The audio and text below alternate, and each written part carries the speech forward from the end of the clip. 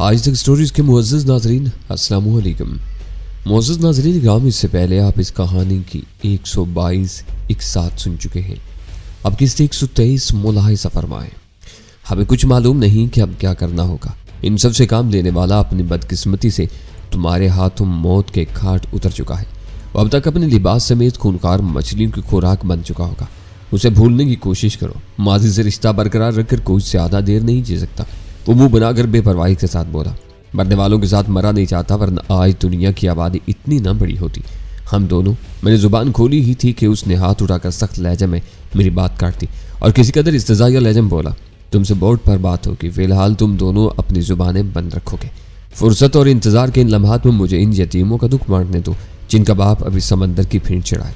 और मैंने सख्ती के साथ उसकी हदायत पर अमल करने का फैसला कर लिया, क्योंकि वो सर फिरा किसी भी लम्हे हमको भी अपने तशद्दुद का निशाना बना सकता था, क्योंकि उसके असल शिकार हम दोनों ही थे।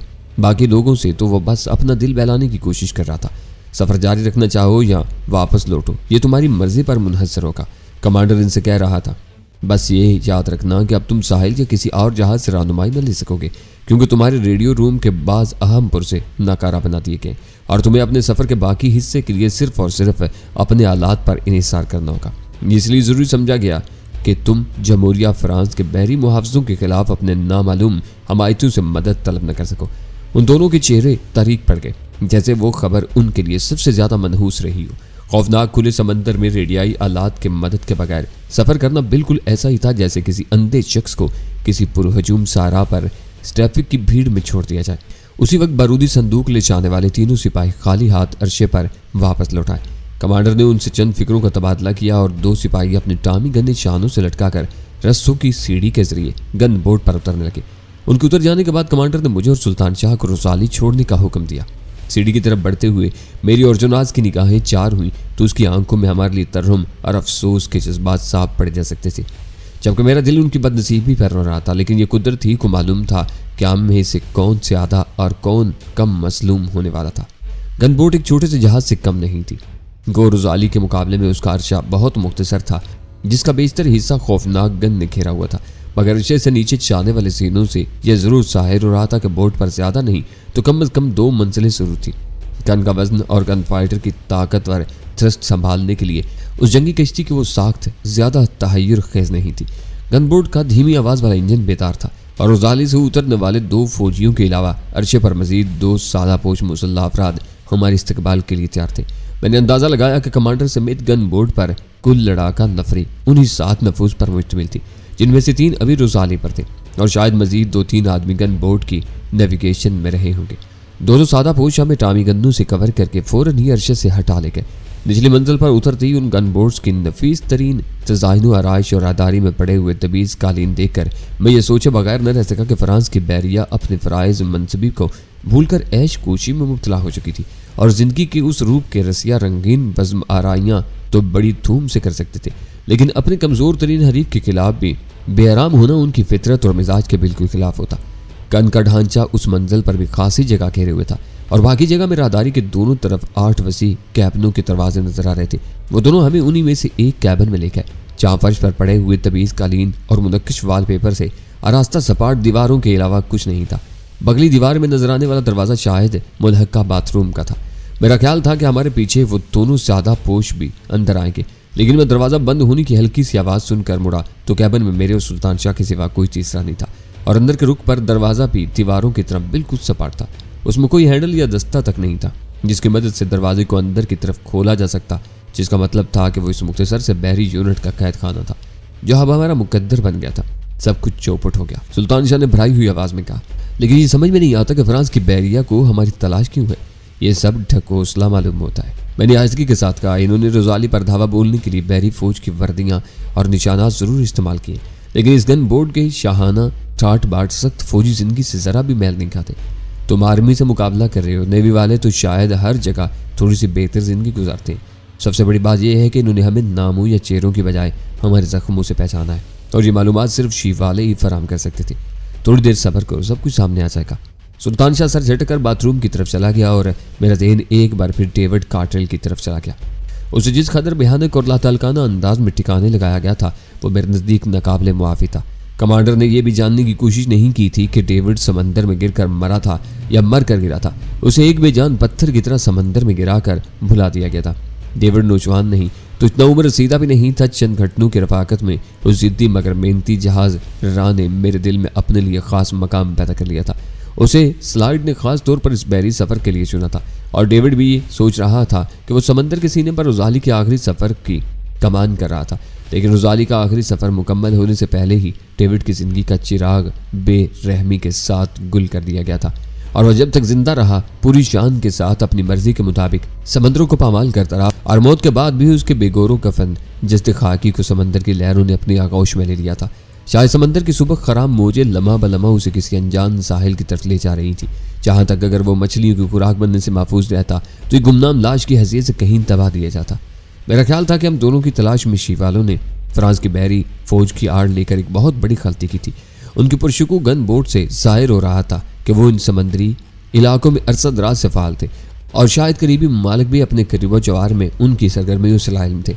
लेकिन रोजाली के वाकई की खबर फैलती ही तहकीकात के नतीजे में यह बात सामने आती कि फ्रांस के किसी बहरी यूनिट ने रोजाली का रुख नहीं किया था, तो लामुहाला फ्रांस और साथ ही बरतानिया को इन बहरी मुजरमों की फिक्र लाहक हो जाती जो उनकी समुद्री हदूद से आगे बैनुल अक़वामी समंदर में अपनी बालादस्ती कायम कर चुके थे। उस तरह शी की बहरी सरगर्मियों पर बराह रास्त जद पड़ सकती थी। कमांडर ने रोजाली के रेडियो रूम के अहम पुरुषों को नाकारा बनाकर यह बंदोबस्त कर लिया था कि वो लोग फौरी तौर पर गन बोर्ड के बारे में किसी को कोई पैगाम न दे सके। लेकिन यह अमर यकीनी था कि जल्द या बदेर रोजाली वालों को कहीं ना कहीं सब मदद मिल सकती थी या वो समुद्री खतरात से बचते हुए किसी साहिल पर लंगर अंदाज हो सकते थे। एक बार उनका खुशकी से राब्ता कायम हो जाता तो डेविड की मौत के साथ ही गनबोट वालों की चिरादस्तियों की कहानी मुलाकाती हुक्काम तक पहुंच जाती और बड़े पैमाने पर उनकी तलाश की मुहिम का आगाज हो जाता। उसी मवाजने से यह जाहिर हो जाता था कि वह हर खतरा मोल लेकर हमारी गिरफ्तारी पर तुल गए थे और इस मकसद के असूल के लिए थोड़ी सी मुद्दत के लिए अपने बाज मफादात से दस्तबरदार होने के लिए तैयार थे।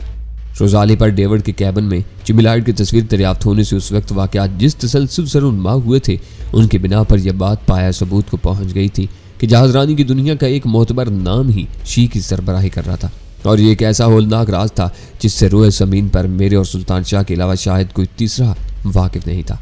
मैं उन्हीं के हालात में डूबा हुआ था कि अचानक कैबिन का दरवाज़ा खुला और कमांडर एक मुसल्ला सादापोश के साथ अंदर आ गया। उस वक्त उसकी आंखों में किसी उकाब जैसी चमक थी जिसे दूर किसी शिकार को भांप लिया। जिसे हम पकड़ना चाहें वो रोए ज़मीन पर कहीं भी महफूज नहीं रह सकता। उसने पुरगुरूर लहजे में हरकत सराई शुरू कर दी। तुमने देखा कि हमने कितनी आसानी के साथ तुम्हें एक दुबके हुए कबूतर की तरह पकड़ लिया, लेकिन अभी तक हमें हमारा जुर्म नहीं बताया गया। मैंने संजीदगी से कहा, रोजाली पर तुम इतने मुश्तिल नजर आ रहे थे कि मैंने तुमसे कोई सवाल करना मुनासिब नहीं समझा। उसी लम्हे सुल्तान शाह बाथरूम से बाहर आ गया।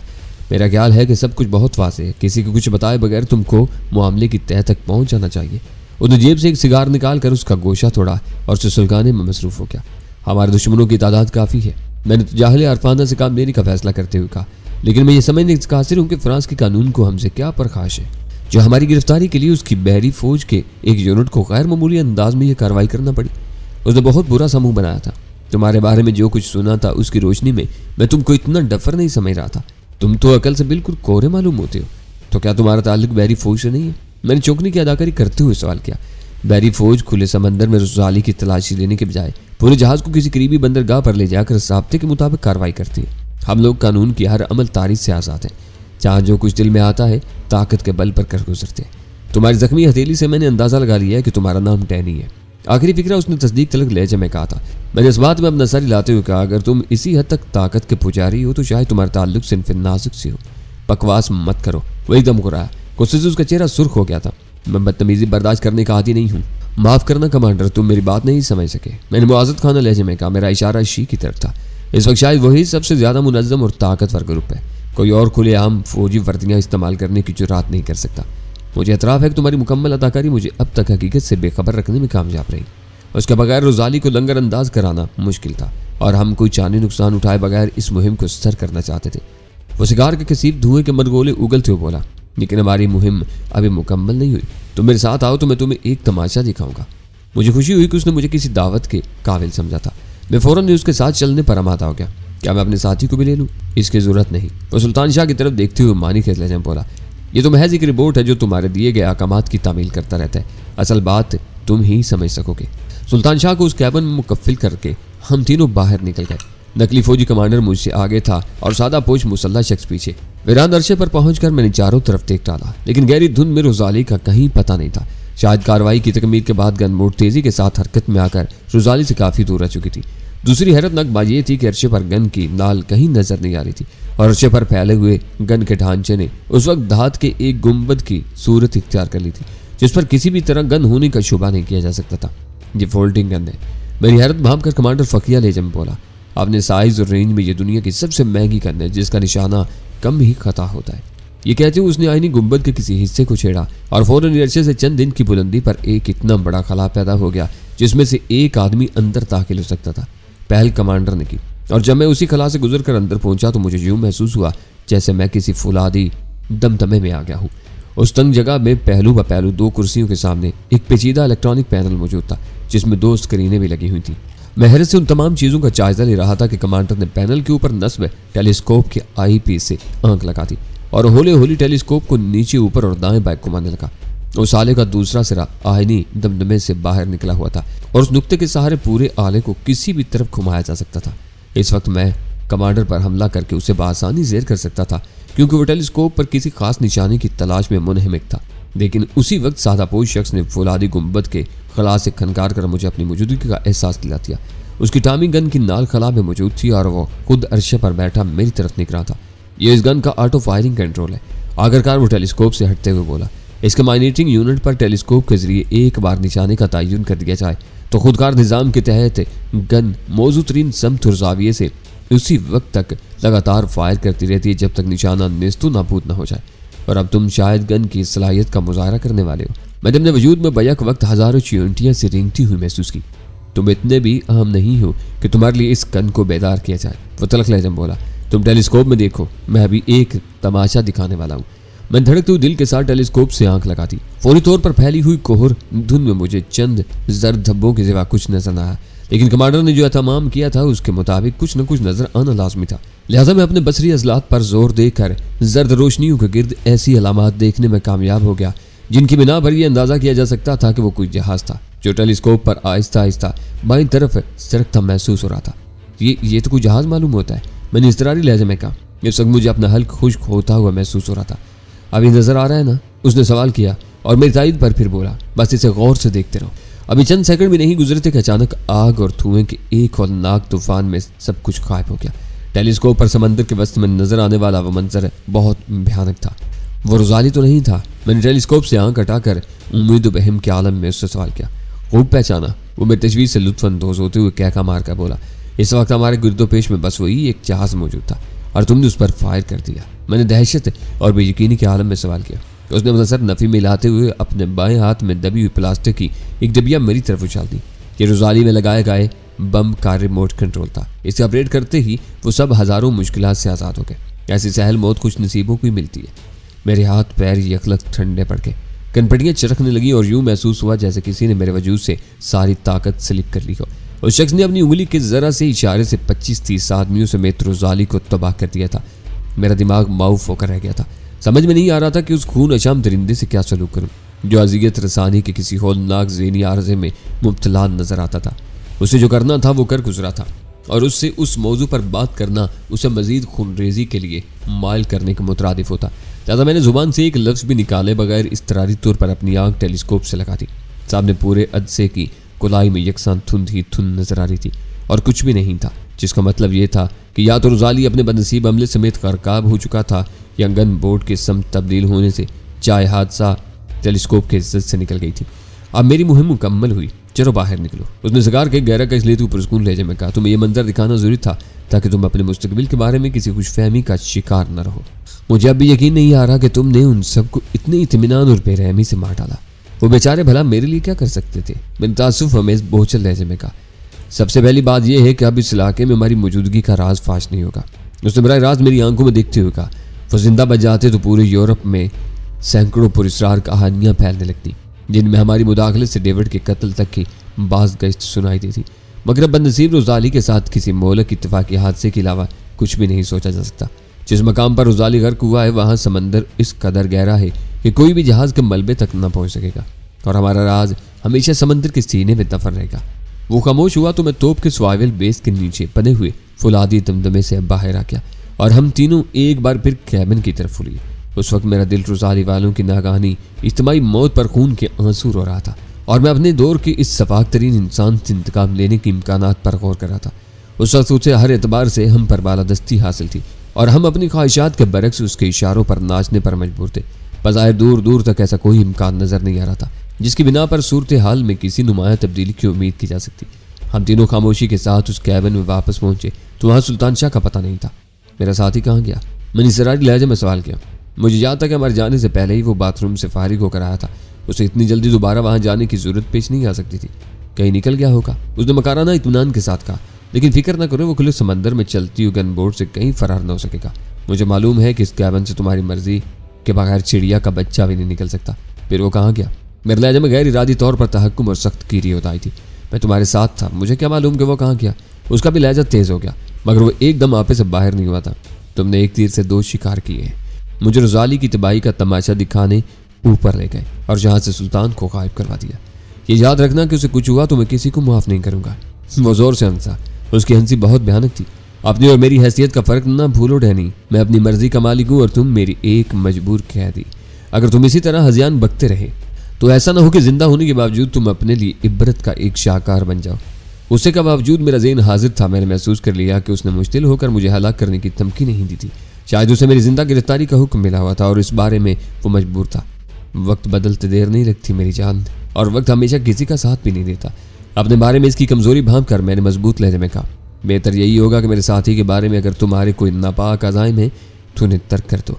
रोजाली के पूरे अमले की हलाकत और बात थी, क्योंकि उनमें से कोई मुझे अजीज नहीं था। लेकिन मेरे लिए मेरा एक साथी उन सब पर भारी है। उसके लिए मैं तुम्हारे तसव्वुर से बढ़कर खतरनाक साबित हो सकता हूँ। कमांडर के कदम बिजली की सुराहत से हरकत में आए थे और उसने मेरे चेहरे पर उल्टे हाथ का थप्पड़ रसीद करने की कोशिश की थी, जो मैंने बर वक्त अपनी जगह छोड़कर नाकाम बना थी और अपनी झोंक में लड़खड़ाता हुआ कई कदम आगे चला गया। उसके कदम उकड़ते ही सादा पोश ने टामी गन सीधी करके मुझे ललकारा था और मैं कमांडर पर झपटते झपटते रुक गया, वरना उसकी कमर पर लात रसीद जरूर कर सकता था।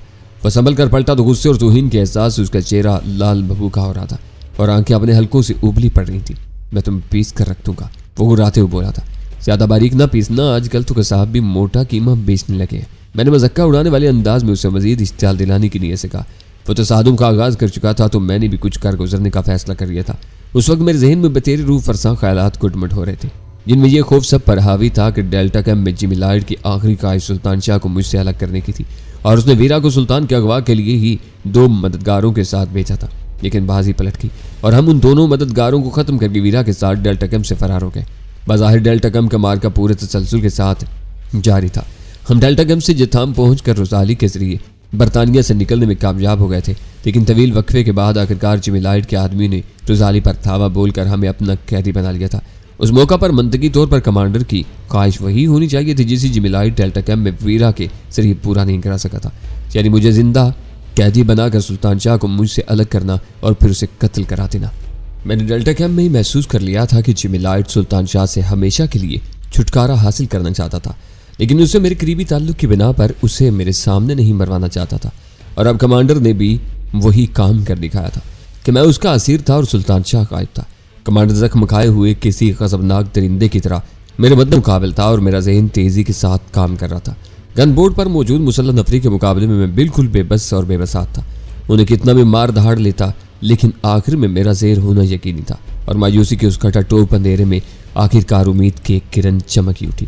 डेल्टा कैंप से हमारा फरार ताकत के जरिए अमल में नहीं आया था, बल्कि इमारत के बाहर मौजूद मुसल्लह मुहाफिजों को वीरा ने सिल्वर आई दिखाकर अपनी राह से हटने पर मजबूर किया था, जो उस वक्त भी मैली टांगरी के नीचे मेरे पेट से बंधी हुई थी। ये साबित हो चुका था कि वो शीख आदमी थे और उसके इक़्तिदार आला की ख्वाहिशात पर अमल कर रहे थे। लिहाजा उनके लिए भी सिल्वराई नामी वो तिलाई सिक्का वाजिबुल एहतराम होना चाहिए था, जिसे दिखाने वाले की चीज़ वफादारियाँ हर शक व शुबे से बालातर समझी जाती थी। ऐसी कोशिश में मुश्किल बस यही थी कि कमांडर ने किसी के हुक्म पर मुझ पर हाथ डाला था और मेरे पास सिल्वराई की मौजूदगी को तस्लीम करना उसके लिए बहुत दुश्वार था। दूसरी तरफ मुझे यह भी अंदाज़ा था कि सिल्वराई शी के बड़ों की बाहमी शनाख्त की एक ऐसी आलमी कलीद थी जिसे शी का हर छोटा बड़ा अच्छी तरह वाकिफ था। इसलिए सिल्वराई के भरम को बचाने या बरकरार रखने के लिए जिमी लॉयड ने ऐसे एक सिक्के के हाथ से निकल जाने का वाक़या अपनी ज़ात तक महदूद रखा हुआ था और मुझे घेर कर ज़ाती तौर पर दाऊद की लाश से गायब होने वाले उस निशान को बरामद करना चाहता था। इसलिए मेरे जराइम की तवील फहरिस्त के बावजूद शी में चिमिलाइट के अलावा कोई और मेरे पास मौजूद सिल्वर आई के बारे में मालूमात नहीं रखता था। मेरी बीम गन लाओ, कमांडर ने मुझे खूनखार नजरों से घूरते हुए अपने साथी से कहा। अब मैं इसे हाथ लगाए बगैर जिंदगी भर के लिए माजूर कर दूंगा। मुसल्ला आदमी ने अपने छाने से झूलते हुए वाकी टाकी का बटन दबाकर फ्रेंच जुबान में गालबन वही हदायत किसी को दोहराती। उसकी गुफ्तगू में बीम गन के अलावा कोई लफ्ज मेरी समझ में नहीं आया था।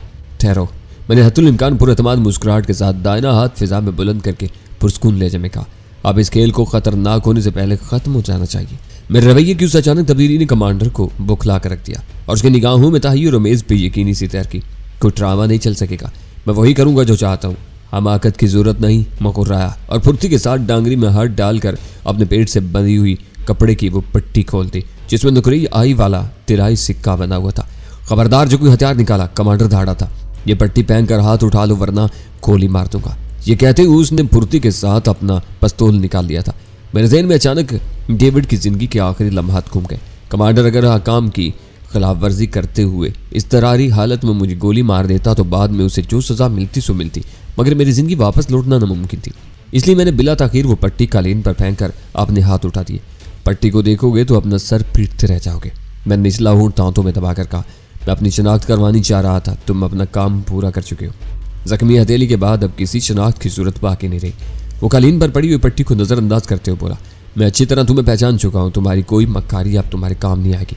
मुझे लम्हा भर के लिए खौफ हुआ कि इस वक्त सिल्वर आई मेरी तहवील से निकल चुकी थी, मगर उम्मीद ये थी कि इन लोगों में उस शनाख्ती सिक्के की जो वक़्त थी उसकी बिना पर वो मुझे उससे महरूम करने की जुर्रात नहीं कर सकते थे।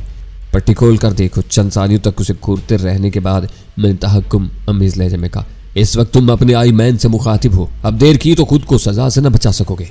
हैरत से उसका मुंह खुल गया था और आंखें पेशानी पर जा चढ़ी। उसके लिए वो इंकशाफ इस कदर गैर मुतवक्का था कि वो फौरी तौर पर अपनी जगह ना छोड़ सका। ऐसा मालूम हो रहा था जैसे उसे सकता हो गया। लेकिन आई मैन के अल्फाज सुनते ही उसके मुसल्ला साथी के बदन में बिजली सी तोड़ गई। वो टामी गन संभाले तेजी से लपका और कालीन से पट्टी उठाकर दरमियानी तहों में लगी हुई गिरा खोलती। सिल्वर आई हाथ में आते ही वो टामी गन मेरे कदमों में फेंक कर रकू की हालत में झुकता चला गया। फिर उसने उसी हालत में पेश कदमी करके वो मुकद्दस सिक्का दोनों हथेलियों पर सजाकर मेरी तरफ बढ़ा दिया था। उसका रद्दअमल देखकर कमांडर के हल्क से एक कर्मनाक आवाज निकली और वो भी झुकता चला गया। लेकिन रुकू की हालत से गुजरने के बाद भी उसका जिस्म न ठहर सका। मुझे गुमान हुआ कि शायद वो अपनी गुस्ताखियों के अजाले के लिए सजदा रेज होना चाहता था, मगर ऐसा ना हो सका। उसकी पेशानी कालीन से चंद इंच दूर रही थी कि वो सर के बल लड़खड़ा कर कालीन पर गिरा और साकत हो गया। हैरत और खौफ की शिद्दत से वो मोजी शायद बेहोश हो गया था। उठो, मैंने दूसरे की हथेली से सिल्वर आई उठाते हुए तहकमान लहजे में कहा और वह कांपते हुए मेरे रूबरू सीधा खड़ा हो गया। उसकी पिंडलियां वाज़ेह तौर पर कांप रही थी। चेहरा खौफ से जर्द पड़ गया था और आंखें कालीन की तरफ झुकी हुई थी। मेरे दिल में ख्वाहिश पैदा हुई कि अपने कदमों में पड़ी हुई टामी गन उठा लूं, लेकिन मेरे लिए वो इम्तिहान का लम्हा था। ऐसी कोई भी हरकत शी की एक आई मैन के वकार के मुनाफी समझी जा सकती थी। कमांडर झुकते हुए कालीन पर ढेर हुआ था, इसलिए बाएं पहलू पर गिरने के बावजूद उसके घुटने पेट की तरफ सिमटे हुए थे। मैंने ठोकर से उसके बाएं रुखसार पर जोर देकर उसका चेहरा ऊपर घुमाया तो उसकी फटी फटी बेरोनक आंखों में मौत ठिठरती हुई नजर आई और मेरे वजूद में मायूसी की लहर दौड़ गई। गन बोर्ड पर वो मेरा सबसे बड़ा मुजरिम था और मैं उससे रुजाली के बेगुनाह अमले की हलाकत का खौफनाक इंतकाम लेने का अज़म कर चुका था। लेकिन कुदरत का एक अपना निज़ाम होता है जो मकाफात अमल कहलाता है। अनगिनत इंसानों का कातिल अपने जैसे एक इंसान को आई मैन के मसनूई रूप में सामने देकर दहशत के बाहिस ऐसे जानलेवा दुराहे का शिकार हुआ था कि उसके हल्क से कोई आवाज़ तक नहीं निकल सकी थी। मैंने झुककर अपनी हथेलियों से उसके पपोटे आंखों पर गिरा दिए। वो मेरा मुजरिम ज़रूर था, लेकिन लाश की हुर्मत मेरे नज़दीक हर जज्बे पर मुकद्दम थी।